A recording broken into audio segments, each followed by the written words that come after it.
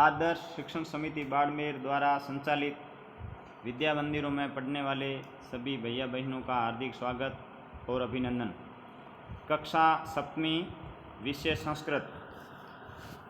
आज हम सब रुचिरा भाग 2 के तृतीय पाठ स्वावलंबन के बारे में चर्चा करेंगे। इस पाठ में संख्यावाचक शब्द, तत्शब्द, एतत् शब्द व समय सूचक शब्दों के विषय में बताया गया है। प्रस्तुत है पाठ स्वावलंबन। स्वावलंबन का अर्थ है आत्मनिर्भरता।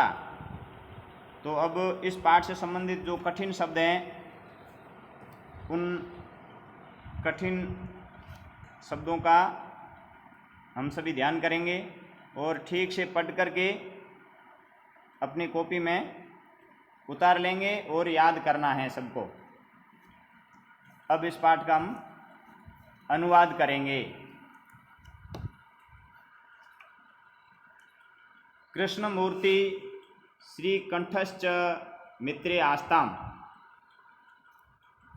कृष्णमूर्ति और श्रीकंठ मित्र थे। श्रीकंठस्य पिता समृद्धः आसीत्। श्रीकंठ के पिता धनी थे। समृद्ध मतलब धनी। अतः तस्य भवने सर्वविधानि सुख साधनानि आसन। अतः यानी इसलिए तस्य भवने यानी उसके भवन में सर्वविधानि यानी सब प्रकार के सुख साधनानि आसन सुख साधन थे। तस्मिन् विशाले भवने चत्वारि स्तंभा आसन। तस्मिन् यानी उस विशाले भवने यानी विशाल भवन में चत्वारि स्तंभा आसन यानी 40 स्तंभ थे यानी खंबे थे। तस्य 18 प्रकोष्ठेषु 50 गवाक्षाः चतुश्चत्वारिंशत् द्वाराणि 63 विद्युत व्यंजनानि च आसन्।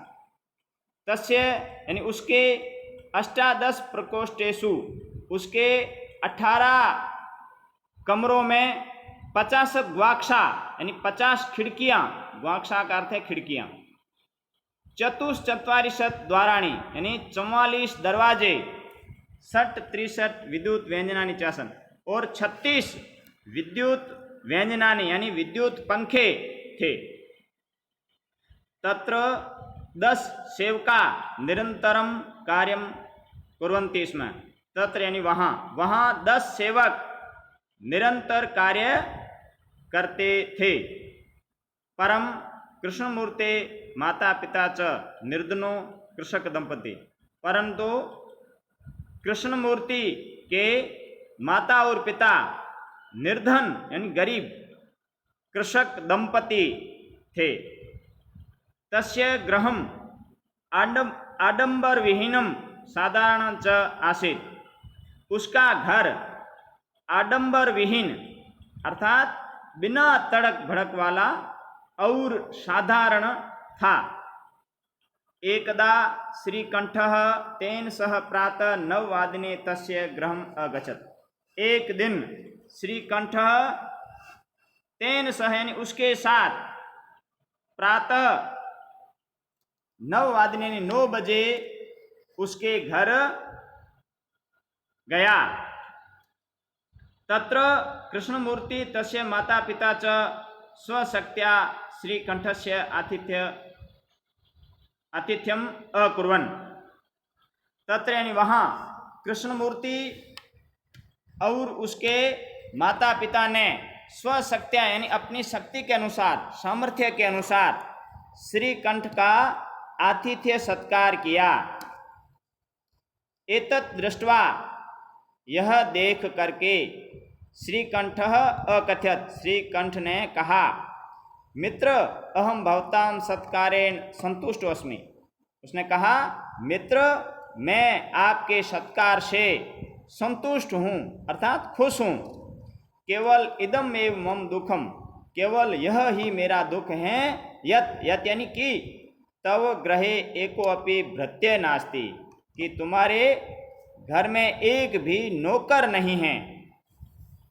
मम सत्काराय भवताम बहु कष्टम जातम मेरे सत्कार के लिए आपको बहुत कष्ट हुआ। मम गृहे तु बहवः कर्मकारा सन्ति, मेरे घर पर तो बहुत सारे काम करने वाले हैं। कर्मकारा यानी काम करने वाले हैं, अर्थात नौकर हैं या कर्मचारी हैं।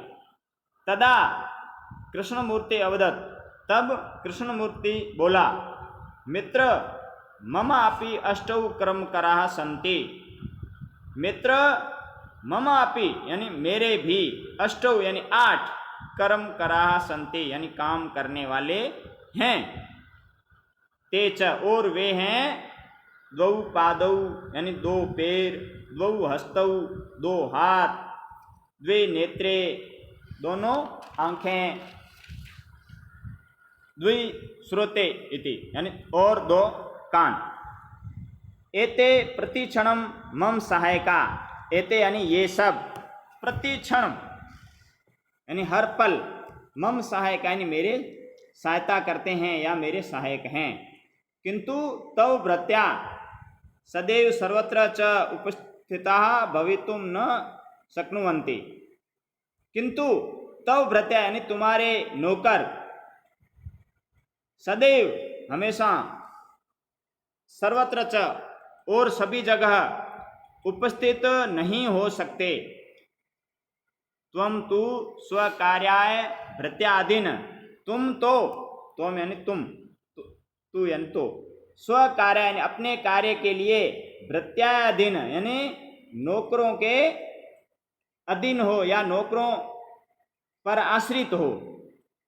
यदा यदा ते अनुपस्थिता तदा तदा त्वं कष्टम अनुभवसि, यानी जब जब वे सब अनुपस्थित होते हैं तब तब त्वं कष्टम अनुभवसि यानी तुम कष्ट को अनुभव करते हो, यानी तुमको कष्ट होता है। स्वावलंबने तो सर्वदा सुखमेव, स्वावलंबन में तो सर्वदा यानी हमेशा सुख ही है। न कदापि कष्टम भवति, कभी भी कष्ट नहीं होता है। श्रीकंठः अवदत्, श्रीकंठः बोला, मित्र तव वचनानि श्रुत्वा, मित्र तव वचनानि यानी तुम्हारे वचनों को, श्रुत्वा यानी सुन करके, इसमें कत्वा प्रत्यय लगा हुआ है। मम मनसी महती प्रसन्नता जाता, मेरे मन में बहुत प्रसन्नता हुई। यानी मित्र तुम्हारे वचनों को सुनकर के मेरे मन में बहुत प्रसन्नता हुई। अधुना अहम अपि स्वकार्याणि स्वमेव कर्तुम इच्छामि, अब अहम अपि यानी मैं भी, स्वकार्याणि अपने कार्य, स्वयं एव यानी स्वयं ही, कर्तुम इच्छामि करना चाहता हूँ। इसमें तुमुन प्रत्यय, भवतु ठीक है, सार्ध द्वादश वादनम इदम यानी अब 12:30 बज गए हैं। सांप्रतम गृहम चलामी, अब मैं घर चलता हूँ, अर्थात मैं घर जाता हूँ।